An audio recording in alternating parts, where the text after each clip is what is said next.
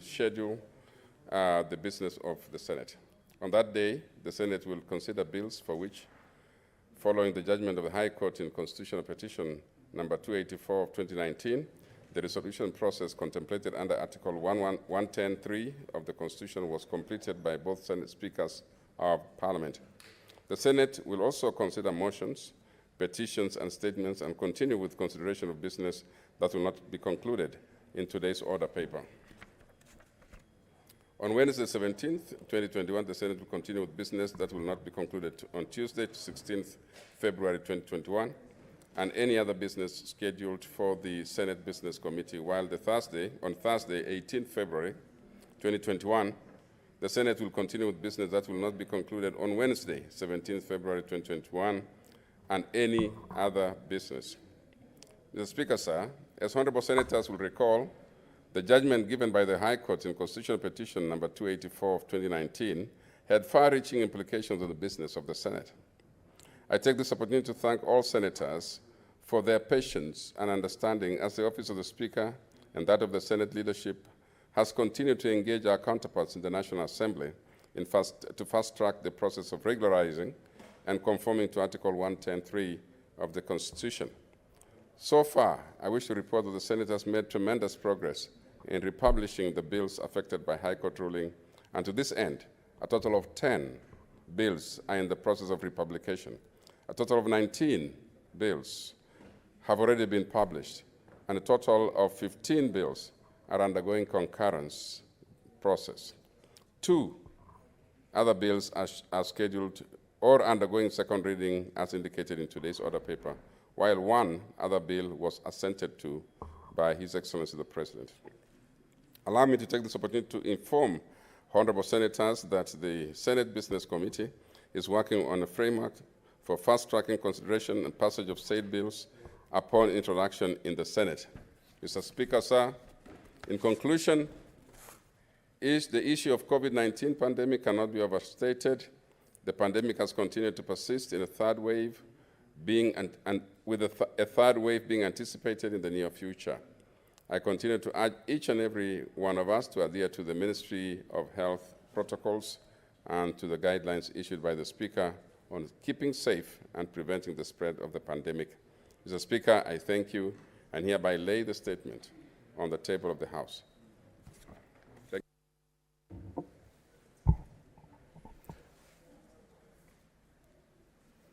Next order.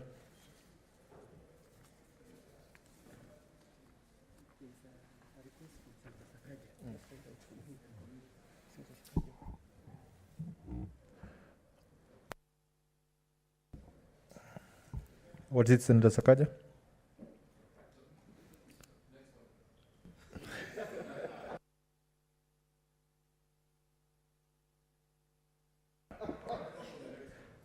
Next order. Order number 8, the Mang Bin Bill, Senate Bills number 9 of 2020, second reading.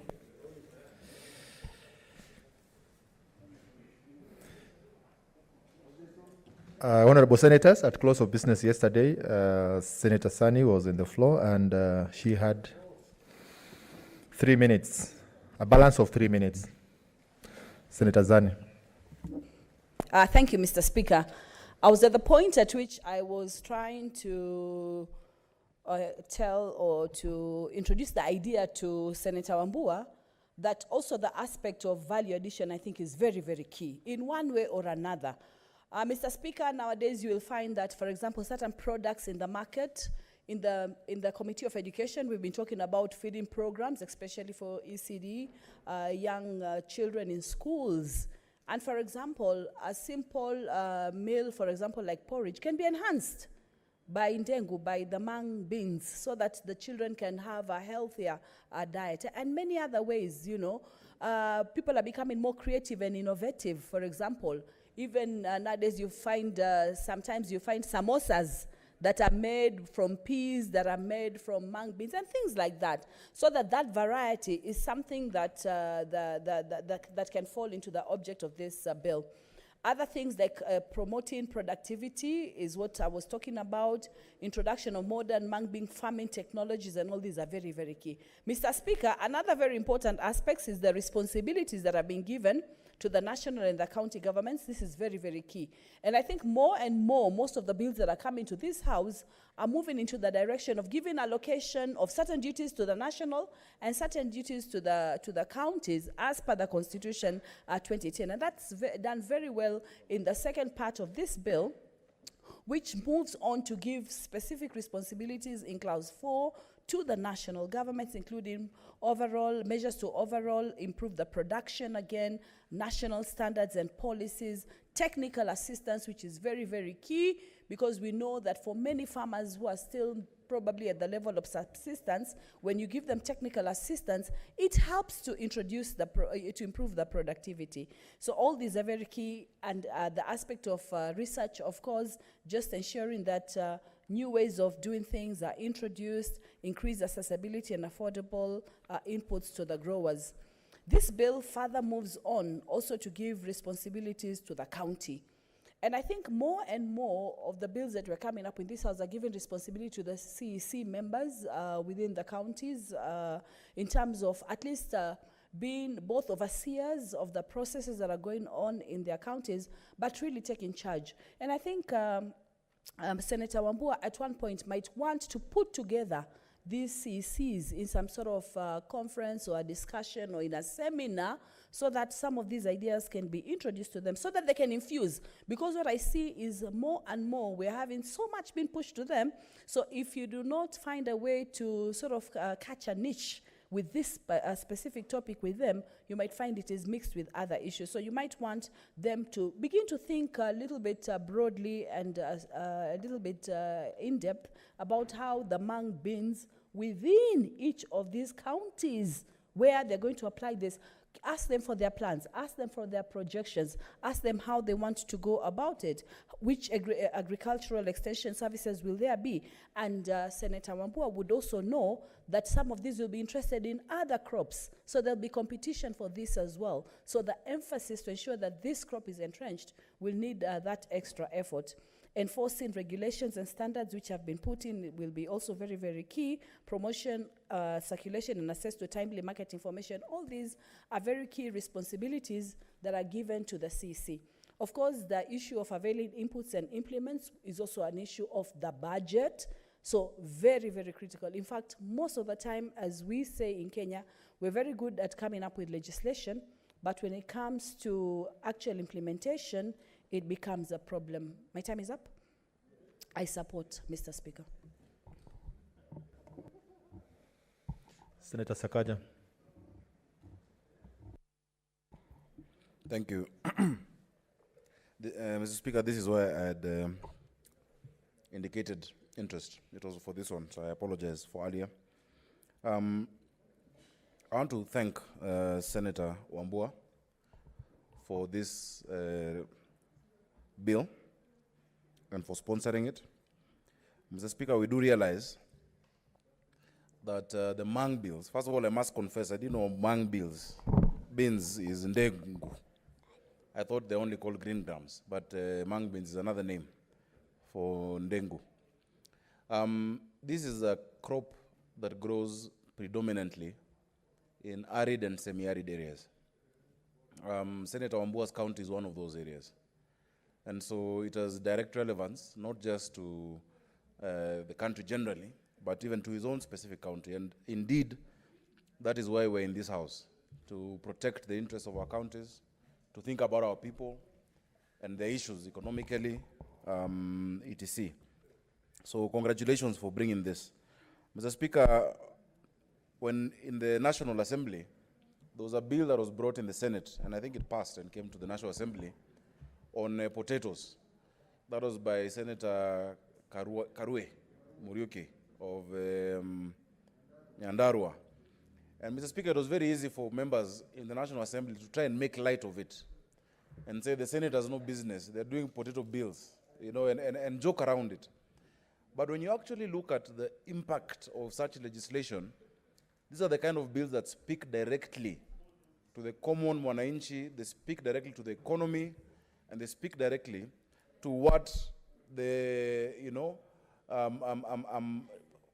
Senator Omanga wants me to say hustlers. But really what the common mwananchi is looking at. So even on this one, I know they will try and make light of it and say we're legislating on dengue, but it's an important thing to legislate. Mr. Speaker, I'm sitting next to the chair of agriculture. He will tell you agriculture is 60% of our GDP as a country. 60% of our GDP or economic activities.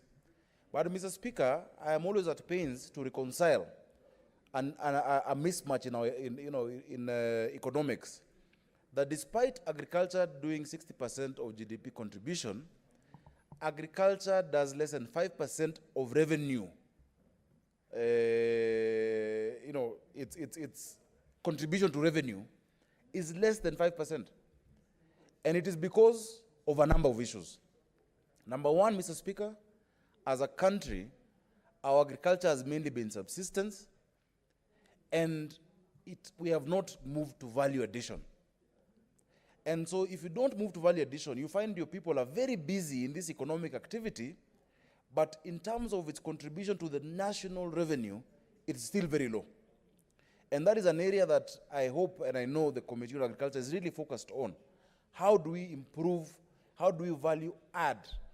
Why is it that across the world, a lot of the products on the shelves have a huge Kenyan component, whether it is our tea, whether it is our coffee, but locally, we are getting very little out of it. And so that's a discussion we must have as a country. We must have the discussion of how to add value to a lot of our crops. Look at avocados, look at bananas, look at maize. In the part of the country where I'm from, of course I'm from Nairobi, but where I trace ancestry, the biggest cause of poverty is sugarcane and maize, Mr. Speaker. And so we keep doing the same thing over and over again, expecting a different result. Yet at this point, and the reason why we are focused on some of those crops is because that is where the Mzungu left us. Today, if you go to Mumias or Kakamega, and you bring in a packet of sugar from Brazil, from the factory there, to the shipping, to the tax that is paid, to transport it from Mombasa, it will be cheaper than the sugar from that Mumias where you are. People have been afraid to discuss the real problems in agriculture. Because the real problems can only be discussed when we decide, let's put the politics aside, let's address the real issue. Why is it not doing well? Is that the best crop to be grown in that area? Is this the best crop to be grown in a specific area? Today, if you go to Kitale, many of our farmers, including myself, have moving away from maize. We're looking at other crops that actually are doing much better, are giving better yields, instead of waiting for 1 year to go and line up your trucks at the cereals and produce board and get nothing. Now maize is being bought, I think, 2,300, So some radical questions must be asked and answered on this agricultural sector. And that is why I initially, I started saying that Senator Wambua knows why this specific crop is important for the area that he represents, because that is what can work, Mr. Speaker, in that area. So these discussions must be held. People are now moving to, to other crops, adding value. We have sunflower in Bungoma, but the farmers there are extremely poor, yet we're importing sunflower oil. And if you develop sunflower in Bungoma and part of Kitale, you have a captive market all the way to Turkana and South Sudan, to Uganda, to actually produce oil. And the byproduct of that production of oil is soap. So we want to see factories there, and we need to talk about how then we add value to that crop, and it can transform the economy of Western region, for instance. If we look at what can be done better in coast, can transform the economy and turn it on its head. But look at what happened to Galana Kulalo. So these are questions that we really must ask and really need to answer if we want to transform our economy and forget these high-level theories that I hear people banding around of how to change the economy and how to change the livelihoods of the common person in this country. Mr. Speaker, the second thing that impresses me in this bill is nuanced. It is the issue of school feeding. And I want to thank Senator Wambua. I spoke about this yesterday. Mr. Speaker, if you go to many of our schools, and I've gone now, since schools opened in Nairobi, I've visited now around 8 schools. And you look at those children, you'll want to shed a tear. Because they're trying to keep brave faces, but they're hungry. At home, there's nothing. The COVID pandemic has had a very, very bad effect on the economy. So their parents are really broke. We used to have a school feeding program. When I was growing up in Nairobi, we used to have maziwa ya Nyayo. You know, we'd get milk, you know, in school, which would add the nutrition. And that's why, even as you remember, the first anniversary of the late President Moi, he left a mark. But something we must add, apart, you know, we're giving MCS 4 billion for BBI, yet with a similar amount, we can actually feed all our children in schools while helping the economy, Mr. Speaker, because it's the farmers who are growing these things. So such that the government now buys rice, buys this ndengu, buys maize, and makes sure in school a child at least will get a meal. I don't know how Senator Milgo, when I raised it yesterday, what you have thought about, because it's your committee. We must reintroduce it. In the urban areas in Nairobi, Nairobi is what we call shamba la mawe. When you don't have money, you will not eat and you will not sleep, because everything you have to pay for.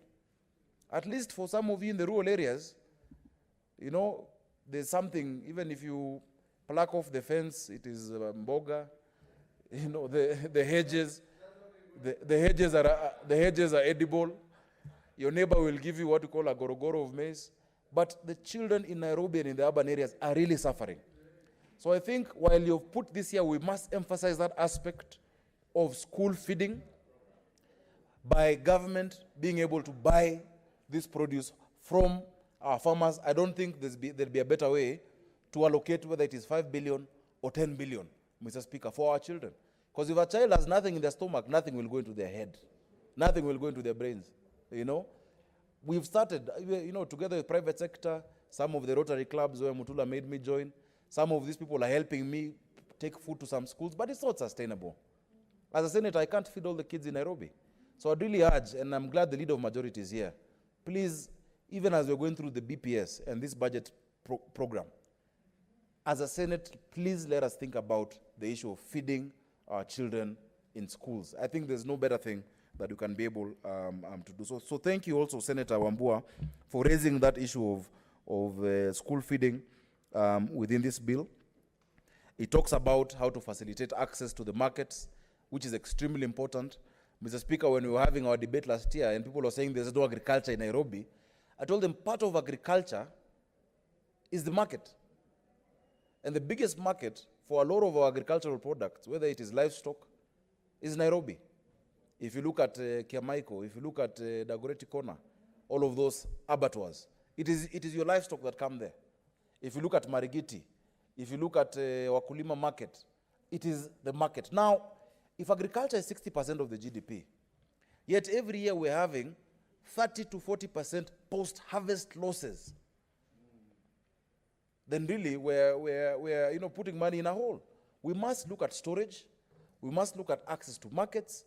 We must look at extension officers and the contribution in the end, you know, of the value chain, and that is the markets. So that is something which is extremely important, and I'm very happy that Senator Wambua has raised it in this bill. We need to strengthen the capacity of communities. Back in the day, there used to be a lot of agricultural extension officers. I don't know if they're still there as much as they were before. You know, the agricultural extension officers would come and tell you, you know, they'll test your soil, and they say, with this kind of soil, this is what you need to do.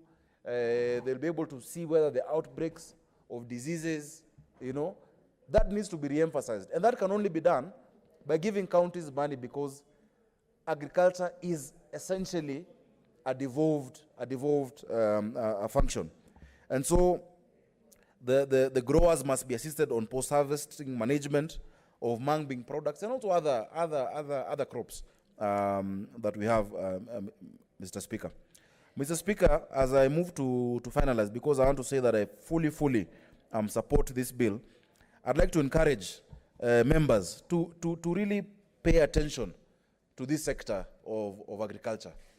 And let us make it, again, interesting for our young people to get into. Because young people have thought that agriculture is a dirty thing, that agriculture is not cool, but it's the coolest thing you can do. Before I got into agriculture myself, I thought, now what would I be doing? Trying to kulima shamba and all of that, Mr. Speaker, in quotes. But the income that comes out of it, the results, and just the magic of putting something in the ground and something coming out, it is what God has given us. And that's why today I'm very proud, as a farmer as well, on top of whatever else I do, I'm very proud that young people are getting into agriculture. Let's encourage them to get more into it. And not just think of a boda boda, or what Millicent Omanga wants to give them all wheelbarrows. Let them try and engage meaningfully in actually making something out of tilling the land.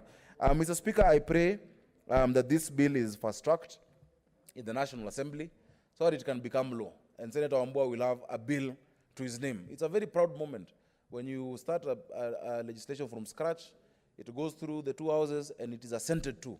You will not be forgotten. And I'm proud of the kind of bills that are coming. Look at what Senator Aaron Cheriot did with tea. Even though somebody might have tried to trivialize that as well, it has already, the market already is responding well to that legislation that has been passed by this House. So, hongera sana, Senator Wambua. You can count on our full support. We don't grow much mung beans in Nairobi, but we're also thinking a lot of urban agriculture. We eat a lot of it. We're the biggest consumers of mung beans. So we are huge stakeholders.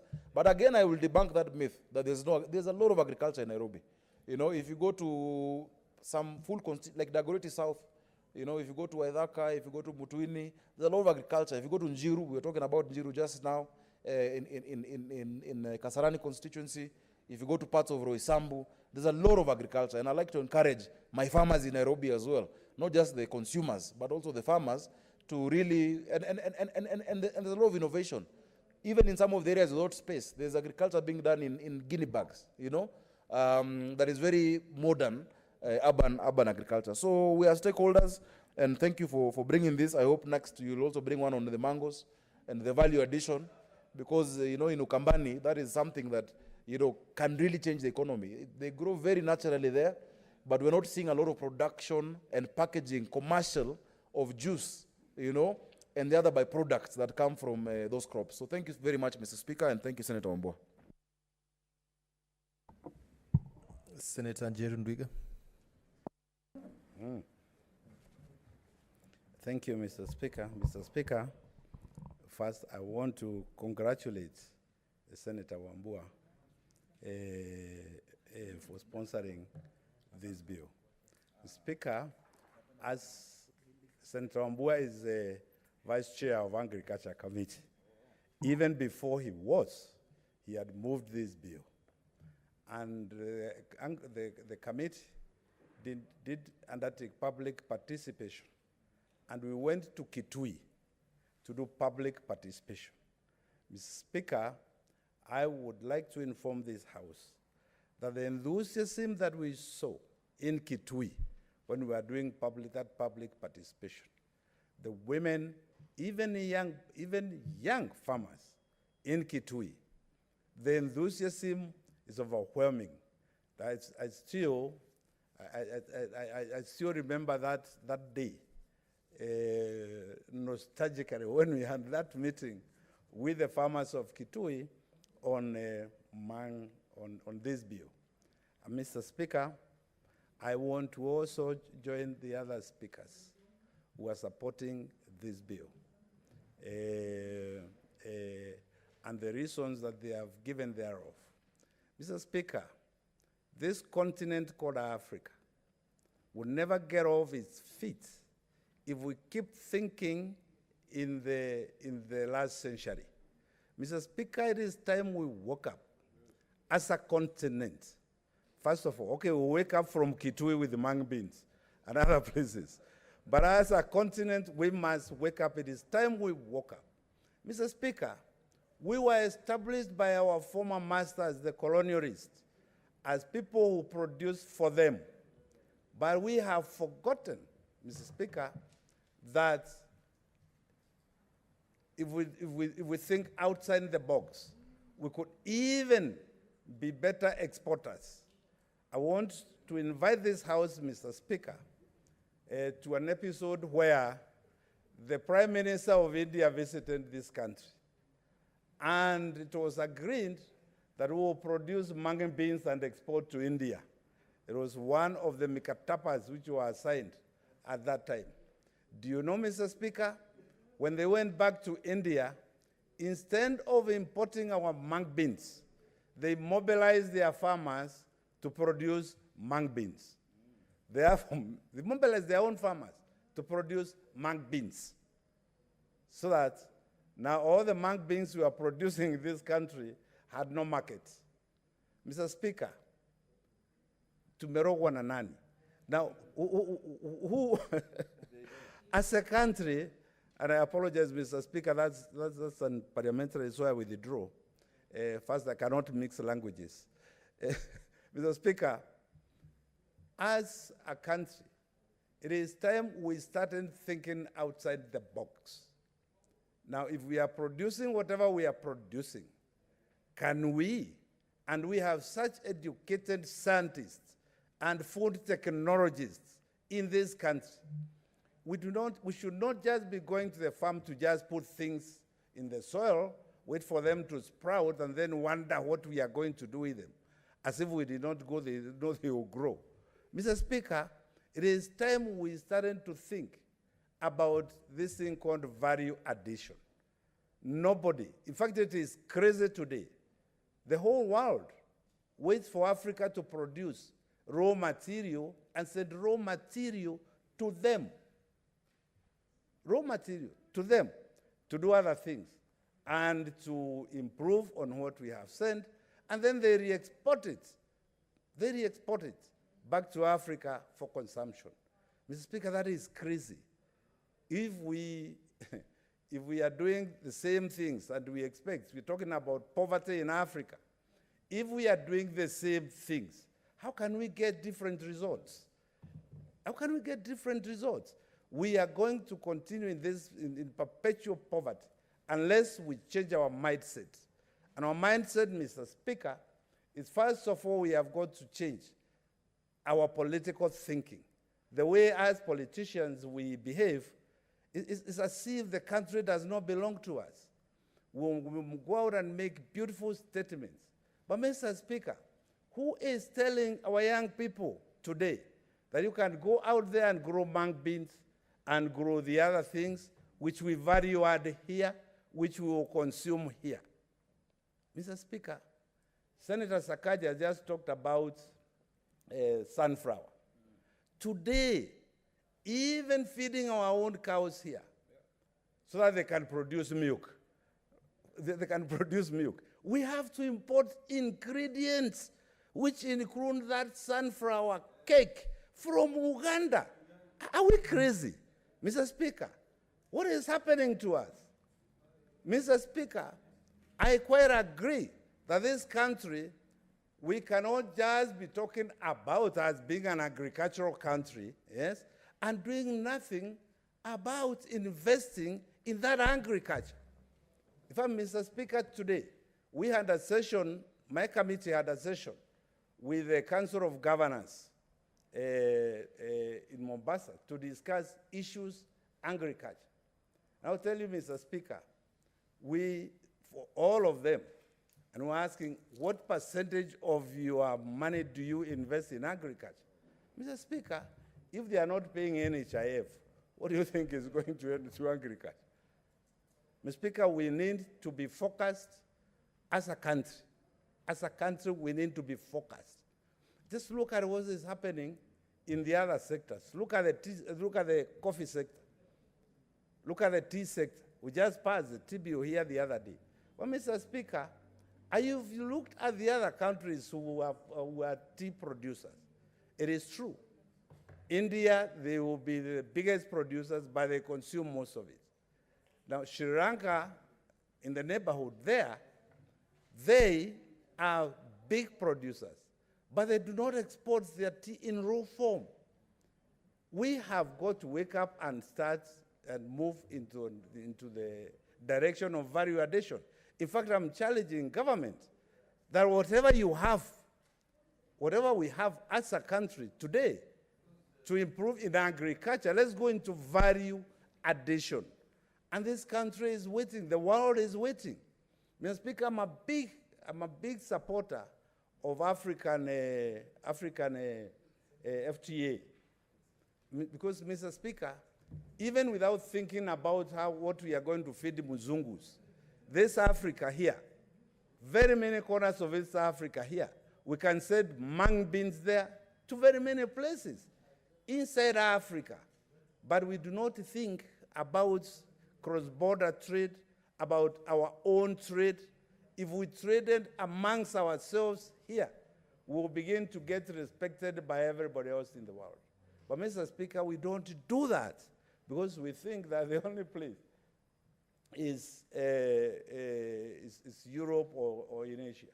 Mr. Speaker, I support that the mung bean bill, I support, and I have already supported as chair of Agriculture Committee.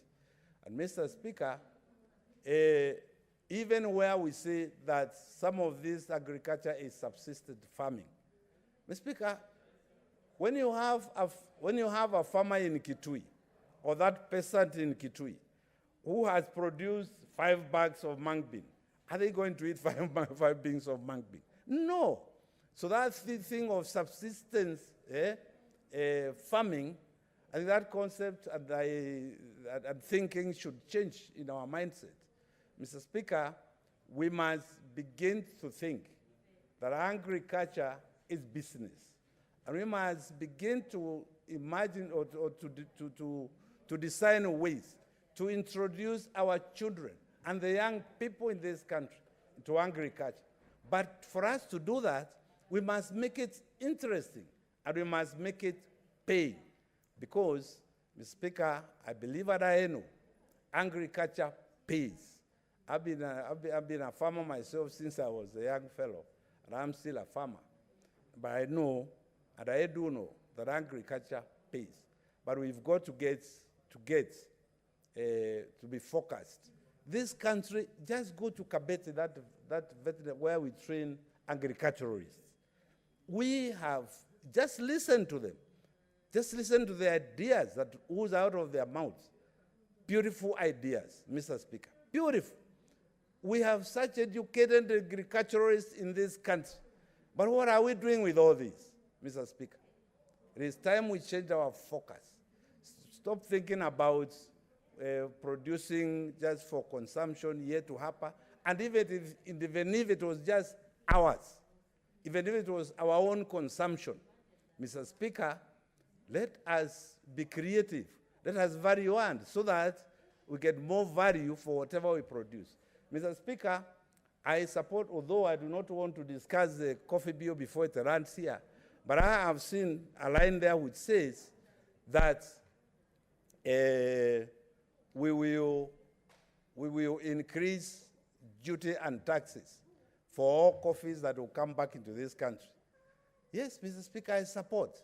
But I also want to suggest that we zero rate all coffees which will get into this country, or raw coffee which will get into this country, so that we can start a process of being coffee manufacturers for the world. That's what we need to do. The days when that coffee had money, Mr. Speaker, Coffee Board of the day used to produce our coffee in industrial area here. And all of us, we know Kahawa #1, KK Kahawa, those things. We know, but I don't want to get there. I know we'll be getting to a coffee bill soon. Today we are on mung bean and agriculture. This is what we must support. And I think, and I believe very, very strongly that we must move into areas of value addition. Why? Let us get rice from Mombasa.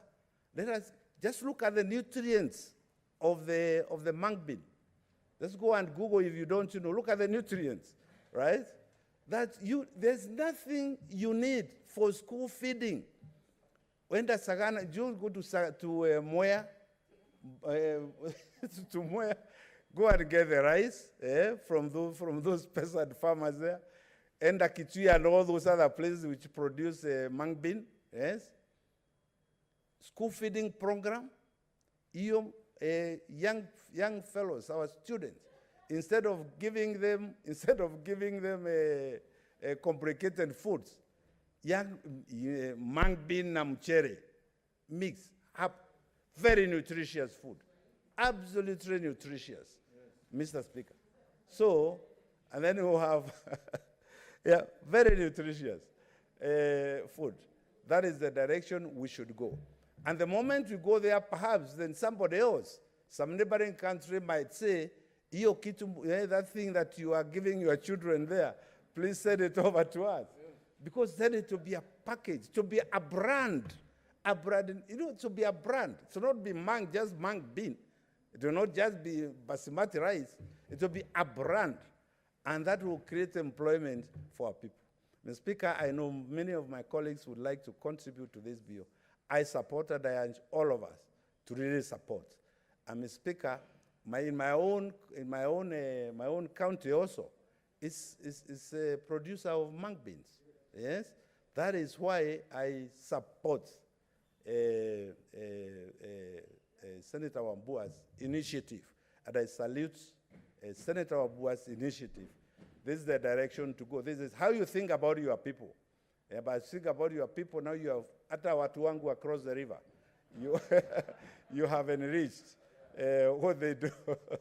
Thank you very much, Mr. Speaker. I beg to support. Senator Masita Chionga.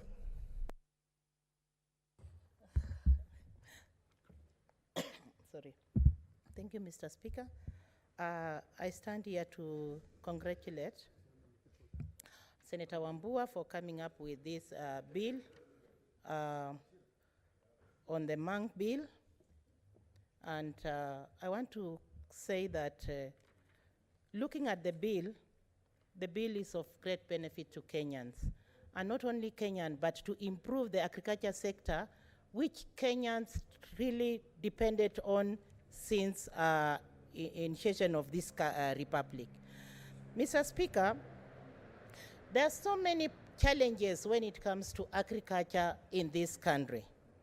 And this bill here is trying or has tried to sort out some of the challenges that generally affect our agricultural sector.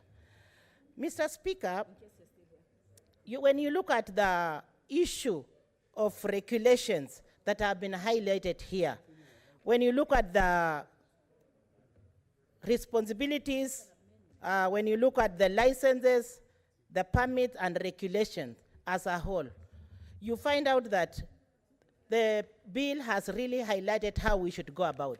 But my worry is, how do we then deal with the middleman who can then come up in this agricultural sector and the so-called the brokers, who take over what the poor farmer has come up with and convert it to their own production. It is important that we follow what has been put into this bill, especially the regulations that have been laid here and the policies that have been highlighted here when dealing with licensing. There are so many issues here, Mr. Speaker. When you look at licensing in Kenya as a whole, the brokers really killed this sector. And you find out that many of the people adopt these licenses, go out there and maybe rent out huge farms and come out, rebrand the same crops that we are trying to protect in this republic, like the one that we are talking about, the mung bean, and they come up, rebrand the same, and sell them to our own people. So I like the issue whereby the regulations that have been put into this particular bill that will tame some of these people, especially the brokers. It will tame them. If only the national government and the county government will embrace what is put into this bill. The other thing I want to say, it is about the policies. We come up with policies. We came up with policies on how to regulate our irrigations, our farmers, how they can adopt on the irrigation and how they can limit themselves to policies that can actually be acceptable to our own farmers. But you find out that when it comes, it is only in books and in bills and in acts. But it does not occur very well when it comes to practicals. There are people who take agriculture for granted in this country. And when they take agriculture for granted, they kill our economy. You look at the maize farmers, you look at the sugarcane farmers, we are crying foul, especially in the Western. We do not want the same to happen in Ukambani, where these people, the same people, they will now navigate their ways to this, using this bill, they will navigate their ways to this part of the country and bring down these particular farmers. We want to encourage our farmers to follow regulation. We want to encourage our government to follow standards and operation. And that's why I also like one thing in this particular bill, whereby the minister does not be the main person to control agricultural sector, or the county government then remains the only one to be controlled with one person. It is all the stakeholders to be put on the table, discuss, and look at the cartels that are in this particular, the cartels that are really infringe in this particular sector, and limit them so that our people can benefit from this particular protection. Again, Mr. Speaker, it is that you look at this particular bill, the school feeding program. It is not only the school feeding program. You find out that these people, the cartels that I'm talking about, they will get the tenders. They will want to pretend that they're the ones who are produced. They export this particular produce to the other countries and rebrand them and bring them back to Kenya. So the regulation should not only remain in books, should not only remain in policies, should not only remain in acts, but go practical on the ground. And the monitoring that the bill is talking about, it should be real time, so that when you monitor this particular establishment, it is where we can tame some of the shortcuts that are taken by the brokers, and the farmers then benefit from what we are trying to provide or what we are trying to come up with. Otherwise, I like the bill. I want to congratulate my colleague here that we are some of the people who admire these ndengus or the Mang bill from Ukambani, but with the technology that will be established here or has been established here, we shall be able to make it even further, go to just beyond the semi-arid areas, but even go to arid areas, because if the same technologies that have been talked here can be embraced by Israel, if you go to Israel, it's a total desert. But they have changed the whole thing into a place where you can think there is rain throughout the year. So let us embrace this bill, let us contribute towards it, and let us tell Kenyans that we have life, and we can actually make laws that can be adopted by Kenyans and can be adopted by these two houses and can help Kenyans just to produce and make use of what they are produced. And Mr. Speaker, it is important that the legislative that we are putting into place here, if it is adopted even in the other house, let it move very fast so that we can adopt it and we make these farmers feel that they actually own what is their own. Thank you, Mr. Speaker. Senator Kangata.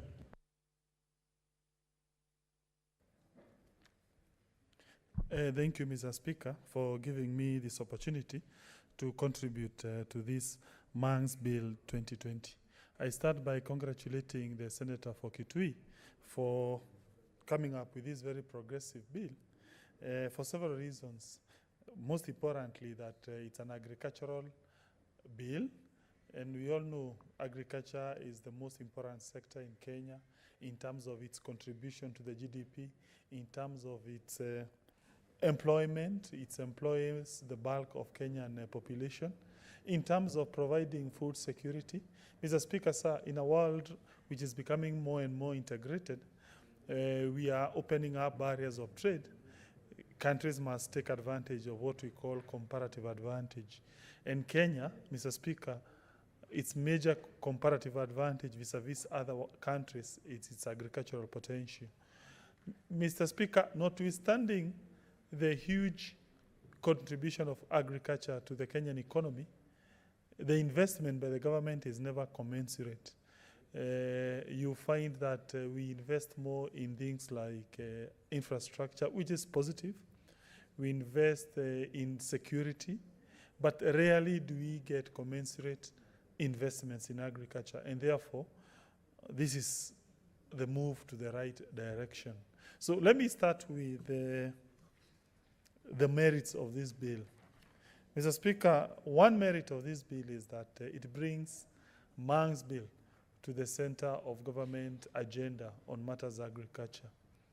Mr. Speaker, for the longest time, when we talk of agriculture in this country, concentration has been in coffee, in tea, in milk, and I think it is high time we also diversify in other areas that can give, can boost agriculture. And I agree with the Mang's bill now that it will get recognition. This bill will compel AFA to take into account matters Mang's beans. To me, that is important. I foresee a situation where the minister concerned with agriculture at the national level now being compelled to market externally Mang's bill, now being compelled to put out standards for Mang's bill. And that way, you'll find these beans becoming more and more marketable and more grown in Kenya and protecting the farmer. Another major advantage concerning this bill, Mr. Speaker, is that at proposed Section 4, it confers certain duties to Agriculture and Food Authority. Further, at Section 5, it confers further duties on County Executive Committee, so that you have a situation where the national government is doing intervention for the growing up of this bean. Also, there is some role also given to the county government to promote the marketing of this. I'm also happy, Mr. Speaker, sir, with the proposal in proposed Section 6, which now compels the various government entities to give priority in products of Mang beans in government programs. Mr. Speaker, government usually have several programs. Let's say, for instance, the food relief. But when you look at the products that are used by government in food relief, you'll see more emphasis in beans, in maize, in rice. But I've never seen I'm not aware of a certain time where government distributed Mang bean.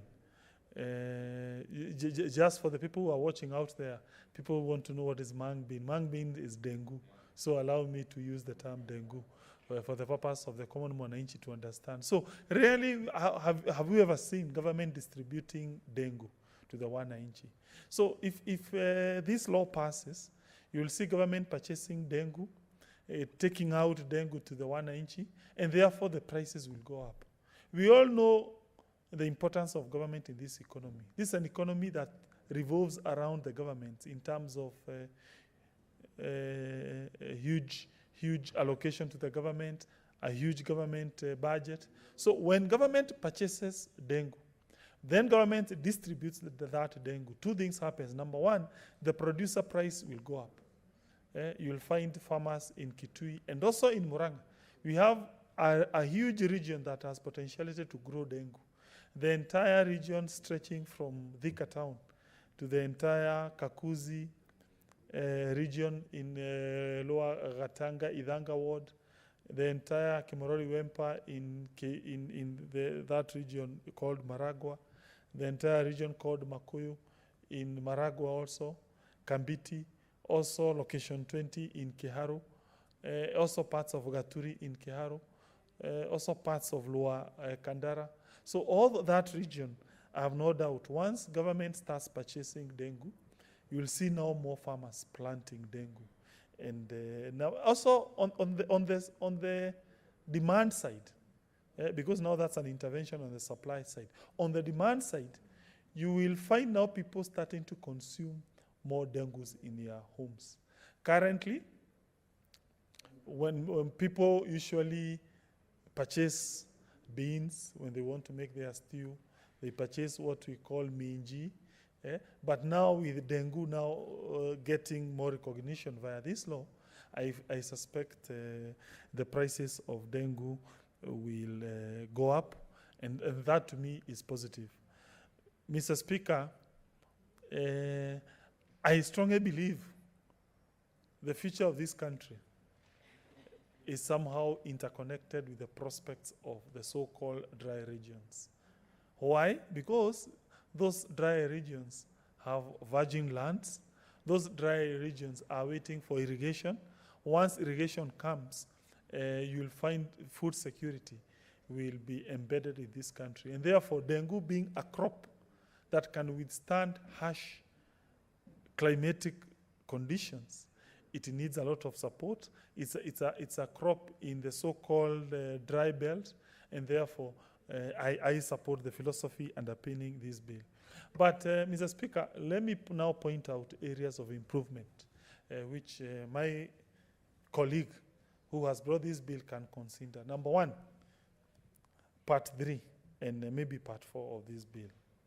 The so-called the regulatory provisions.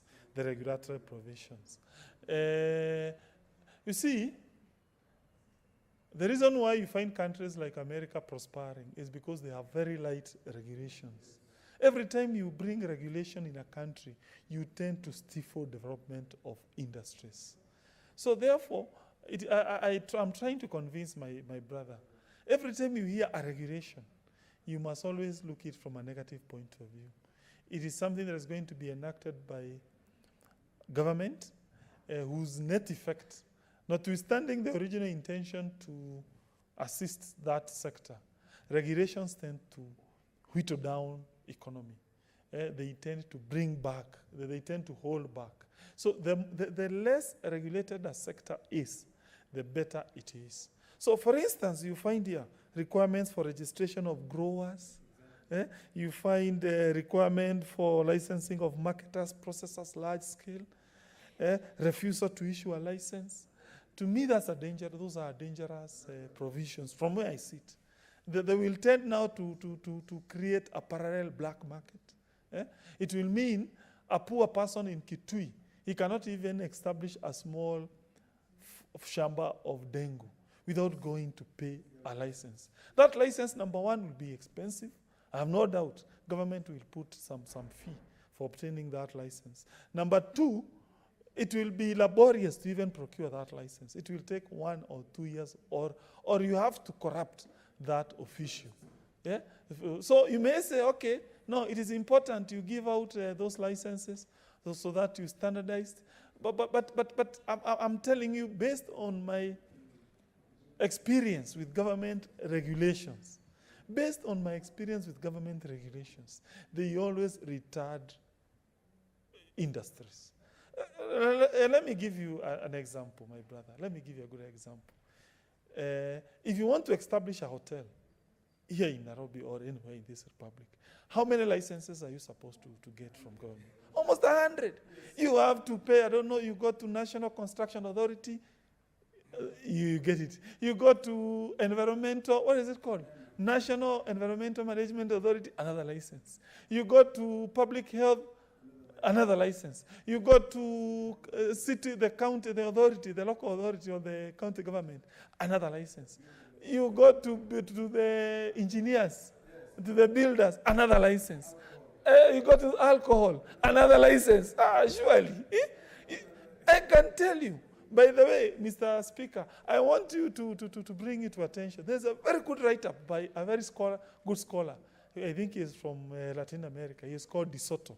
You see, De Soto has argued very persuasively that governments, how they retard economic growth in third world countries by coming up with taxes and laborious processes. Ask any person wanting to put out a factory in this country how many licenses is supposed to put up. And I can tell you, the funny thing is, they will tell you, hey, we are putting out, we are telling you to obtain this license. Let's say, for instance, NEMA, so that we protect the environment. The truth is, there will be no single NEMA officer who will come up to your premises. You just go to the office, you give them something, then they give you a document. No single person will come there to do anything. So in short, every time I see a regulation, my blood runs cold. Let me tell you, every time I see a law proposing a regulation, for me, my blood runs cold. And that is why I'm a great opponent for any forms of regulation in this country. These regulations are going to retard this sector. You may say, okay, you're bringing them in good faith. Hey, you want to bring standards, but I can tell you those licenses will be conduits for corruption. Let us make this sector lightly regulated. We make it lightly regulated. In fact, by the way, the other time I was thinking about philosophy of regulations in Kenya. Do you know what I was proposing to do? You say, you provide that.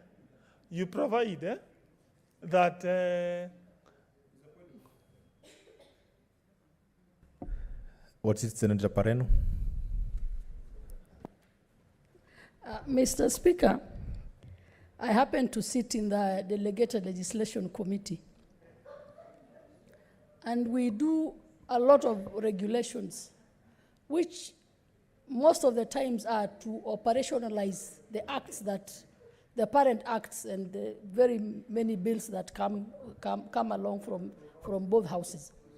And I would not want to say that all the regulations are actually bad. From what my learned colleague and senator colleague is talking about, he seems to have a problem with regulations.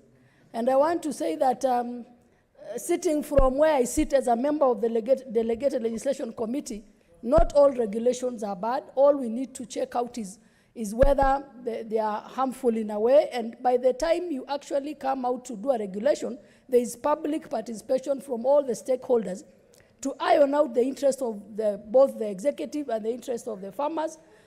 The last regulations that we did that were the best example of the regulations that the ministries had done were regulations from the coffee sector.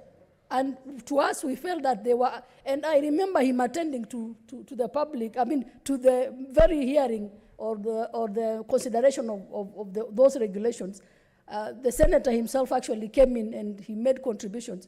And as a committee, we were satisfied that those regulations actually came out to help the farmer to regulate the industry so that they are not exploited. I give an example of the regulations that come up to now design the packaging of some of our produce. You know the potato, the tomato, the capsicum, and the kind of, I'm just giving information as to what we are doing. And they came out with packaging so that the farmer is not exploited. So in short, I am simply giving information sitting from the Delegated Legislation Committee that not all regulations are bad. Senator Pareno, you stood on a point of information, right? Okay. Not Yes, a sir. point of order. Okay. Proceed, Senator Kangata. Yeah, okay, thank you. Allow me, but please don't into my time. That's the reason. But the point is, okay, noted, and I'm happy, Wakili, for your information. I am very grateful, but for me, from where I sit, I'm a strong opponent of overregulation of any society. By the way, let me tell you one thing, Mr. Speaker, sir.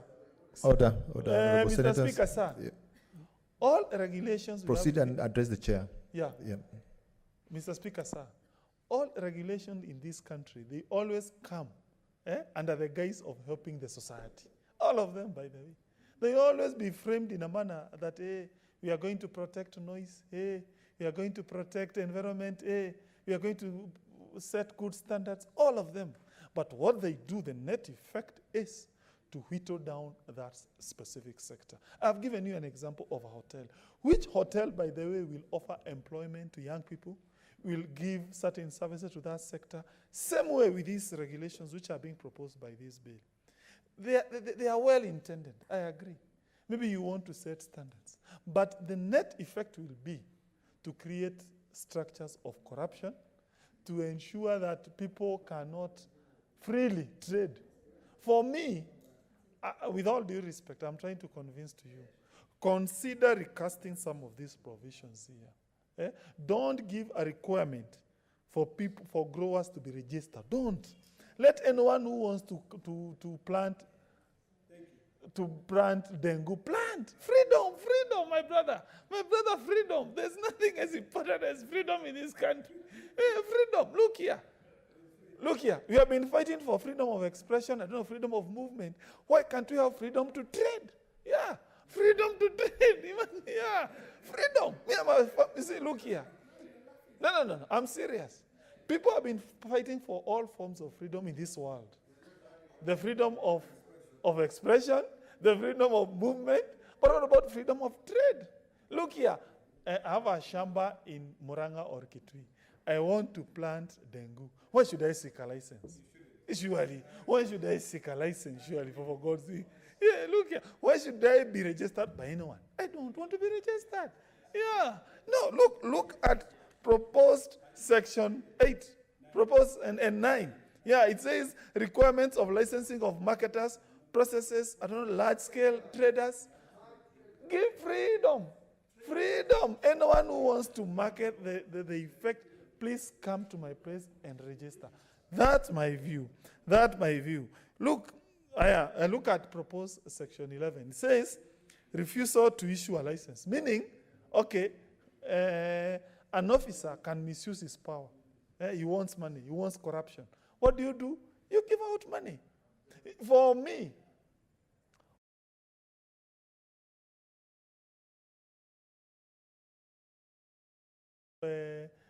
how do I say? They give some form of a license. Very few, they do it bona fide. Vast majority of them, they act malafide. And therefore, for me, make this industry less regulated. Make this industry less regulated. Regulations does not assist a sector. Regulations tends to return a sector. That's my view. That is my strong view. In fact, my final remark is this one. I would propose we even create what we call guaranteed minimum return for farmers' produce. I would support that one. In India, you can see farmers are currently on strike demanding guaranteed minimum return to be retained there. In a place like US, in Europe, by the way, farmers usually get some form of guarantee from their governments. They get some form of guarantee. I wish you are saying, as the government of Kitui, or Muranga County government, we are going to give some form of guarantee to our farmers. Whatever produce they come, we give them certain incentives. Either we support their inputs, either we support their prices. You come up with what we call a stabilization scheme. When prices are down, they get some support from that fund. When prices are up, certain amount goes to that fund so that you guarantee prices stabilization for dengue. That would make a lot of sense. Because, by the way, ask any farmer, what disincentivizes farmers in this country is the problem of prices. Mr. Speaker, sir, I'm aware in Kitui, by the way, there was an attempt by your governor to make some intervention in this area of dengue. I know you may be having a little bit of differences with her, but please look at that issue. Yeah, yes, I agree. No, I'm trying to argue, look at the issue from an objective point of view, that the reason why I suspect that scheme failed is the issue of there was overproduction and then there was no market. Yeah, you see, I would imagine, I don't know, I'm trying to imagine. So, what is the solution to that issue? The solution is guarantee farmers that when I plant my dengue today, tomorrow, I know the price, and that price will not go down. It happens in Europe, It happens in America. I don't know why that can't happen in this country. So that you find the support is at the input level, at the input level. Then you allow market forces now to work at the output level. That makes a lot of sense. But now when you now at the output level or at the input level, you are saying, hey, get this license X, get license Y, that's a little bit of dangerous. Sorry, Mr. Speaker, sir, I'm a firm believer in conservative policies. Yeah, if I was an American, I'd be voting Republican. We believe in free trade. We believe in forces of market. I believe societies move forward when you allow forces of market to operate freely. Regulations only whittle down economic prosperity. Thank you. Senator Dr. Alice Milko.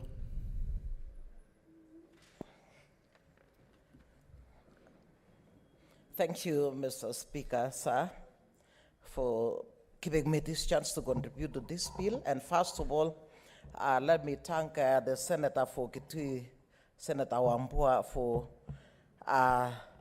bringing such a wonderful bill to this House. Actually, this is has opened up our minds. I wondered first what Mang was until yesterday when he said Mang is another name for dengue. Actually, with this bill, it shows that each and every crop should, in this case, have a policy so that all crops are actually given the importance they deserve. As I looked at this bill, I was even thinking around issues of millet. Millet is a crop that has been neglected for a long time, but then millet is a crop that has got a lot of iron. Normally we take people to hospitals, we are told they have run short of blood, but then if they were eating food that, locally mixed with millet, they would reduce the requirement of such nutrients.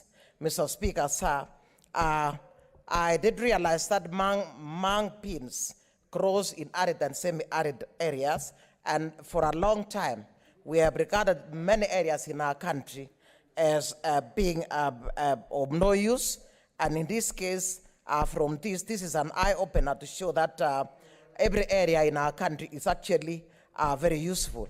And for this particular case, we can, if once this bill goes through, we do realize that these mang beans may not only be grown in Kitui, it can also be grown right across the country in those areas that have got favorable weather conditions. Mang beans are very nutritious. Actually, we've been buying a lot of it from supermarkets, and furthermore, it is a source of great proteins. It is a source of income for the people. It is also going to play an important role as a food, as a cure crop, because it can be stored for a long time. Mr. Speaker, sir, it is quite unfortunate that normally we regard Kenya as a leading country in the region, yet in this case, we find ourselves at times going out to import maize, beans, and even other crops from Rwanda, from our neighboring countries, Rwanda, Tanzania, and even Uganda. And in this case, we have left a lot of our crops that, in this case, could become, would make our country become food secure. We've also been speaking to our youth. The 70% of our youth that do not have employment can be engaged in agricultural business through growing such crops as mang beans, and in this case, would be able to reduce even our youths from engaging in wrong behaviors. Mr. Speaker, sir, I support this bill because of the fact that it is specifying roles that have got to be played by the county as well as national government, and it is, I think, issues of mang bean will go a long way to be managed in a more effective manner. I look at Section 4 of that bill, Part 2.4, that is actually encouraging county governments and the national government to establish systems to coordinate and monitor the implementation of national standards and policies to actually manage the production of mung beans. In this case, issues of technology, Mr. Speaker, issues of research will go a long way to help farmers, in this case, to choose the right crops, choose the right technology to enhance their production. I think for a long time, farmers have been frustrated because of the fact that they have been using the same instrument, the same seeds, and expecting different results. Mr. Speaker, sir, this bill has gone a long way to provide even for how farmers can be able to get to acquire loans to improve their farming methods. And I think for a long time, most of our farmers do not even know that they can be able to access loans to actually improve their agricultural produce. But this bill has gone a long way to actually ensure that farmers can be encouraged to obtain loans. There are also provision for agricultural extension services.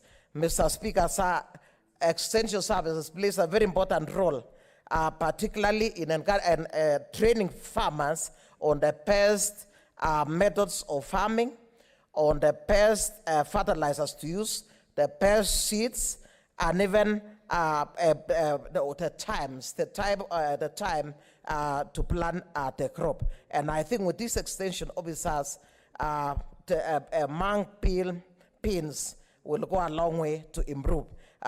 In addition to that one, this bill has provided for encouraging the collection of data so that we know how many farmers are growing these beans, how much was the crop produced. I think data in this case, Mr. Speaker, does not lie. What I was drawn to the attention, the Senator for Kitui was attracted by the fact that one of the constituencies in 2010 was able to produce 680,000 tons of mung beans. And in a short while, 2014, the tonnage had gone up to 1.2 million tons, Mr. Speaker. The only frustration was that these same beans were only bought for Kenya shillings 20 per kilo, and after these middlemen would travel for just a few kilometers and they would sell for 250 shillings. This is indeed a very frustrating scenario, Mr. Speaker, but I'm sure with this bill, these farmers will be saved from this middleman that has for a long time actually should change farmers. I think one very important issue, Mr. Speaker, is the issue of value addition. I think mung beans can have value addition so that actually it can attract even a better price. For a long time, tea, Mr. Speaker, has been sold in our country as raw materials to other countries. And once they have been used to blend tea from other countries, they lose its identity. We will no longer be able to identify it so that it is our tea. What they become is that they become American tea, UK tea, or even whichever country tea, and therefore our farmers ends up losing that. I think just recently we passed the warehouse bill, and I think with warehouses right across the counties, this can be also used to store these particular crops, and there could be, in this case, Mr. Speaker, exchanges right across the counties. There are those counties that grow potatoes, others grow bananas, others may be growing millet, and even others, therefore, like this case, Kitui, growing a lot of mung beans. If these crops can be stored during dry seasons, these can be exchanged right across the counties in terms of trading. Mr. Speaker, sir, Section 6 of this bill also speaks to issues of prioritization of the mung beans in terms of a government feeding program. Mr. Speaker, sir, my committee has been trying to actually establish how ECD kids can be fed. And we spoke to several governors right across the country. And one of the governors we spoke to was the governor for Kitui County, who told us that she could not manage to feed the kids because there was no food that our county actually relies on relief food. And this, it is now that I'm discovering. I think next time I meet the governor for Kitui, I'll tell her there's a lot of mung beans in our county, and she should initiate feeding programs. She refused completely that feeding cannot be initiated in Kitui County because of lack of food.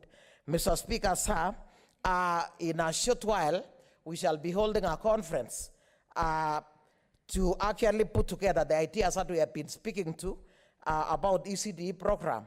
One out of this program, among others, was feeding program, so that we can, in this case, propose a feeding program right across the country. And in this case, I think during that time when we have the conference, we'll be able to invite Senator Wambua to actually speak to the issue of mung beans as one of the important crops that can be used, just because we have been suggesting bananas in other areas, we've been suggesting even potatoes in other areas, and in this case, porridge in those areas where they can afford to grow maize as well as millet. So for this particular case, mung beans are very nutritious, and these young kids at ECD centers are actually undergoing developmental and growth stage, which is very important for their intellectual growth in the future. So I think this is a very important bill that has come at the right time, and I support this bill because it's going to even assist my committee to propose a very important food. I remember during the Nyayo era, Nyayo proposed the supply of milk to school. During that time, there was a lot of milk in our country, Kenya. And once milk was supplied to schools, it played a very important role in providing markets. And in addition to that one, it actually ensured that the developmental stages of our kids were ensured, so that come the future, they would be very bright. So I think in the same way, mung beans can be treated in a similar manner. In terms of policy, I love the fact that this policy will actually be put in place upon this bill passing within 6 months, so that we don't have bills being passed and then they go to collect tasks. I am sure within 6 months, if this bill will pass, we shall have this policy in place, and therefore it will play a very important role in speaking to issues among beans. Our very major challenge only is policies that can stay for a long time without being reviewed. But then I've seen that you have provided under P, the review of the policy, at least once every 5 years. In fact, tea farmers have actually suffered because of policies that were put in place for a long time. The reason why we've been having a lot of wars in tea growing areas, we've even had some of the farmers uprooting their tea, is because policies that were put in place a long time have been used, and in this case, they are already obsolete, outdated, and our farmers have been exploited for a long time. So I think tea farmers can be able to borrow even from this and even other policies, so that we actually ensure that policies are changed every often. In terms of regulation, I think we can be able to provide a provision. I've seen a fine of up to about 500 or imprisonment or both. I think we can also provide a provision where if they are middlemen, or if somebody is licensed and then they actually cause confusion, such a license can be cancelled, so that it can be one of the punitive, or rather of the regulations. And I think such people, I think such people can be able to conduct fair trade. Otherwise, once again, let me thank Senator Wambua for coming up with a very wonderful bill. I support this bill, and I'm sure I'll be coming up with a millet bill in a short while. Thank you. Thank you so much, Mr. Speaker. Senator Bshiro, Thank you very much, Mr. Speaker. Mr. Speaker, I rise to support this bill. This bill is very close to my heart, not because my friend Senator Wambua is the one who has sponsored it, but because I relate to the history of it, but also because this bill is actually an SDG bill. This bill tackles poverty, it tackles zero hunger, it tackles good health and well-being, it tackles inequalities, it tackles so many SDGs. It's amazing that a bill that is just looking at one cereal can actually really tackle so many of the SDGs. It tackles poverty, it tackles hunger, it tackles health, it tackles so many things. But that said, I wanted to start from the beginning with the name of the bill. I don't know if it's too late, but I was wondering why we didn't call it just Dengue Bill. Mang is a word that we all have had to go into our dictionaries to find. And in terms of just language being dynamic and language being something that perhaps is better used when you understand it better and something that perhaps more descriptive and more relatable too, I don't know why we don't just call it Dengue Bill. So I don't know, Senator Wambua, why we have to go into language that perhaps is not used so much, but if there's any opportunity to just call it the Dengue Bill, and maybe the man can go in brackets or something if it has to, but please consider, so that then as we go to our mothers and explain to them that, how nutritious this is or how we should be supplementing the feeding for our children with that, we're not going to have to then go to something that really needs a dictionary translation. But that said, Mr. Speaker, 26% of our children in this country are stunted. The 26% of kids stunted mostly are in Eastern Province, Northeastern Province, and the Rift Valley. Mr. Speaker, I know this because I worked for the Red Cross for a very long time. I can relate to the shame of hunger more than anybody else, because I have scooped children that you can literally carry with one hand because they are wasting. Acute malnutrition or global acute malnutrition, GAM, that we called it, or it's called, wastes our children, wastes their brains, and we will have a generation of children that cannot think below average in terms of the height, the weight, and we may have a population of this country that actually is going to have to need support as opposed to being productive members of society and bringing socio-economic prosperity to our country. So I think this bill, as much as it may just look like something small, like has been said, something, a cereal bill, is really a very important bill. I've sat here waiting to actually speak to it. I came back from somewhere. I've been having to go up and down. But if there's one thing we need to really be serious about, is the food security in this country. And when a country is food insecure, its future is in jeopardy. It's women, whenever a child is hungry, the women have to complementary breastfeed for almost 24 hours. What then happens is that we have a child who is wasting, but we also have a mother who cannot bear other healthy children, and the vicious cycle continues. The shame of poverty, the shame of hunger, the shame of not being able to feed your child is borne mostly by the women, Mr. Speaker. And for me, this bill is so important, is so sacred, it's just the answer to what we need in this country as women and as children, where 26% of all our children under 5 years old are actually malnutrited and wasting away. Of course, disparities between counties is different. In parts of the country that are more affluent, it's 4%, but in counties like Isiolo and Northern Kenya and Eastern Province and Kitui, where Senator Wambua comes from, it's 14%.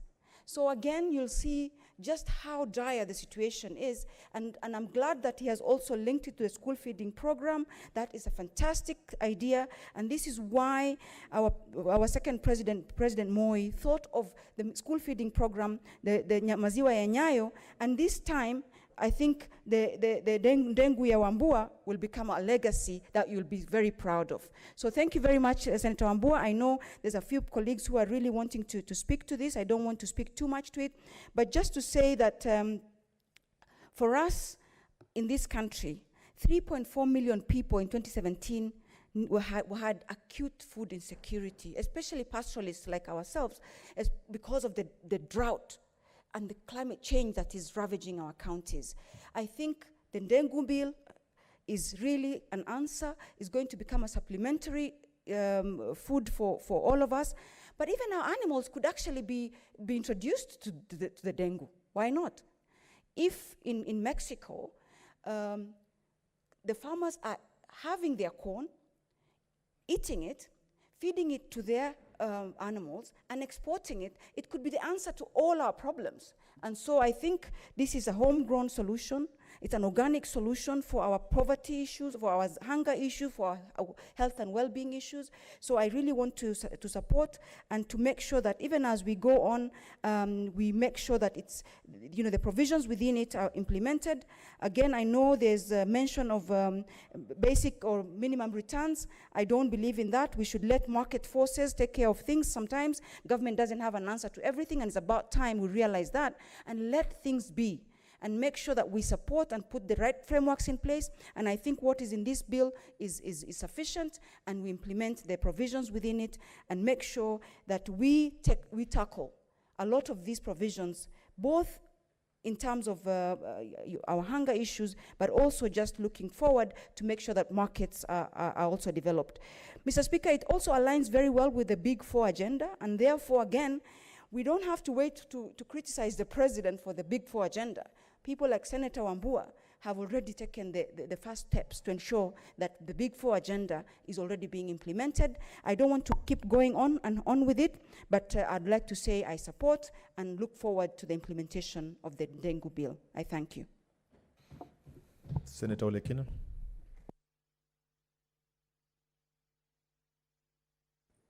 Mr. Speaker, I thank you for giving me an opportunity to support this bill, which, as a person who suffers from hypertension because of the stress that we go through as politicians, this bill, in fact, when I did my research, I realized that the dengue can help lower your blood pressure.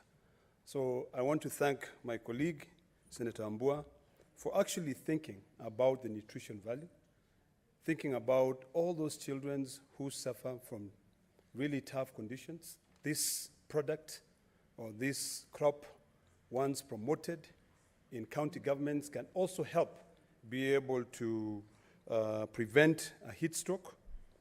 And it can also be able to help most of us politicians who are overweight be able to lose weight.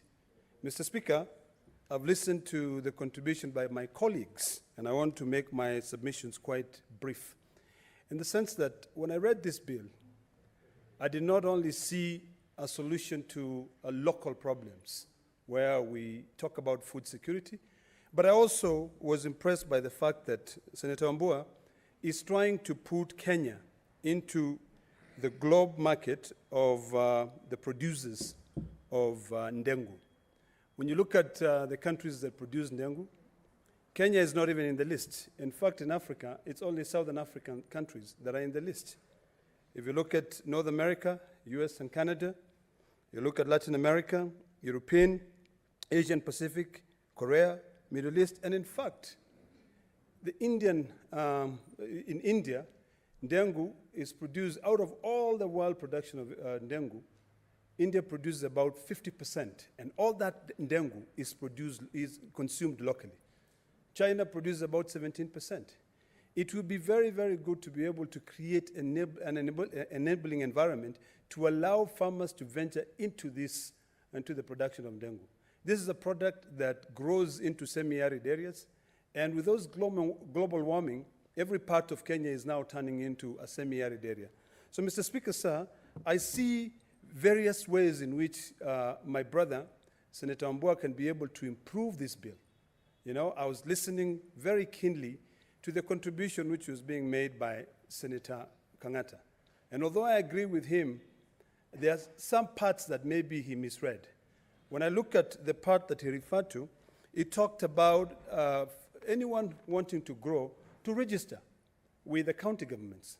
And you're not only registering with the county government so that you can be able to be charged a fee, but in my understanding of this bill, you're registering so that extension services can be able to reach out to you.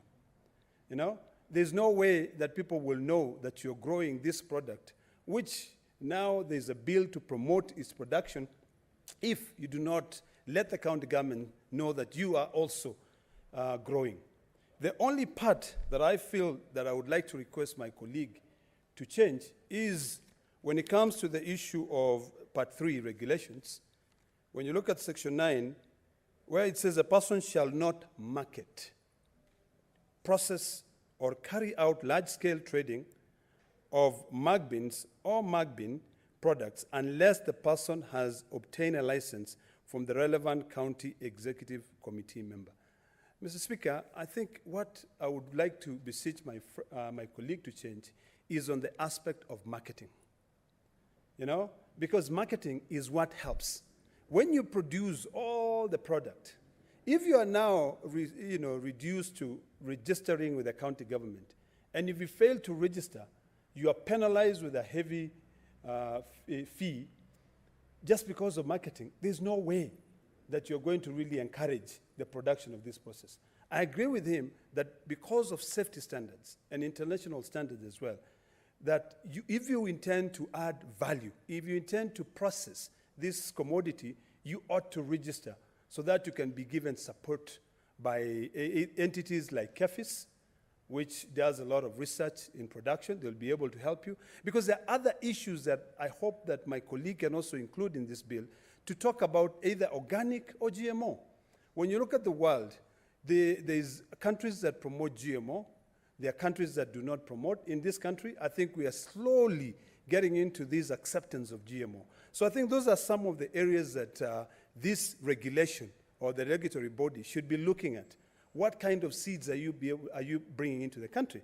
Mr. Speaker, various colleagues talked about the challenges we have in this country when it comes to production or food security.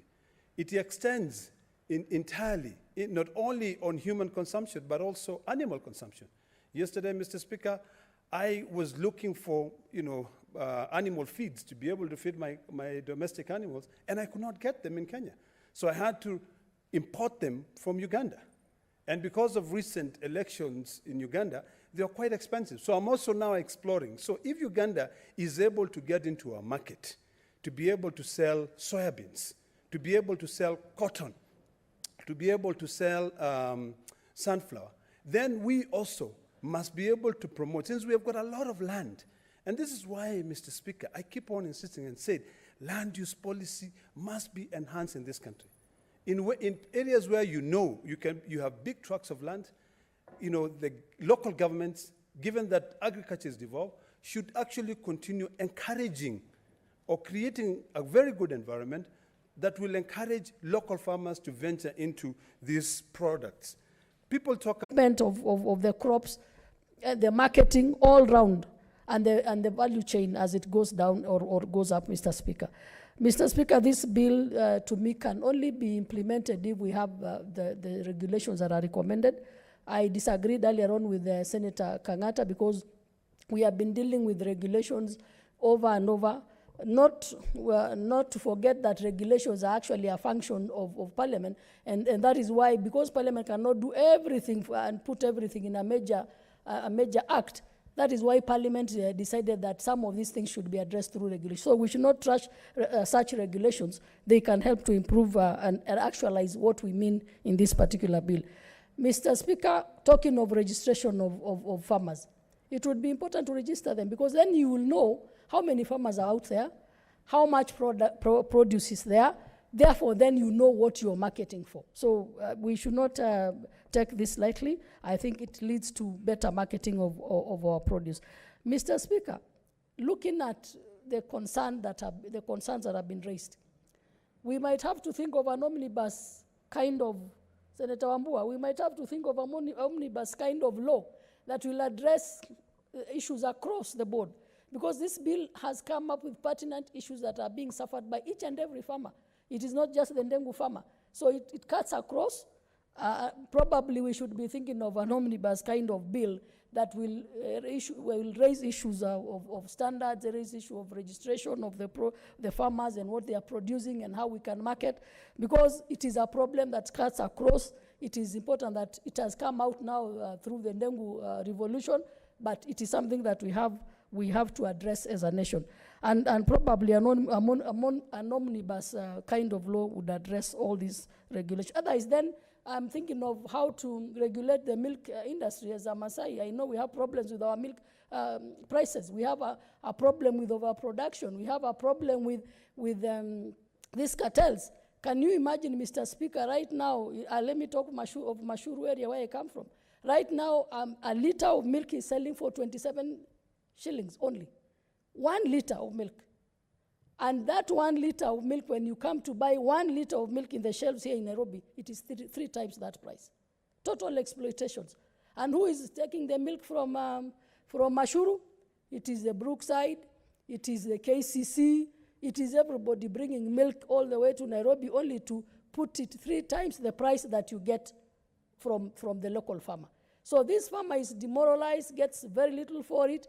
In fact, at some point I thought of joining the rest in selling the milk, and I felt like this is so much exploitation that you'd better even just drink your milk than to even sell. But you see, there's that farmer who cannot afford to just drink.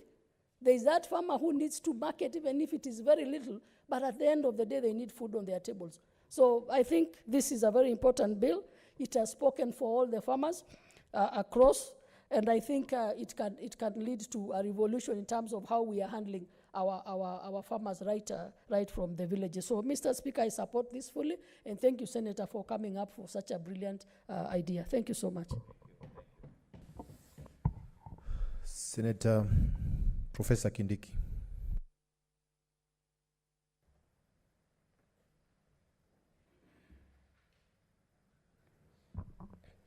Mr. Speaker, sir, I take this opportunity to thank my neighbor, Senator Wambua of Kitui, for his gallant step of bringing legislation on this very important crop that is not only precious, but it's a delicacy, not just in Kenya, but the entire world.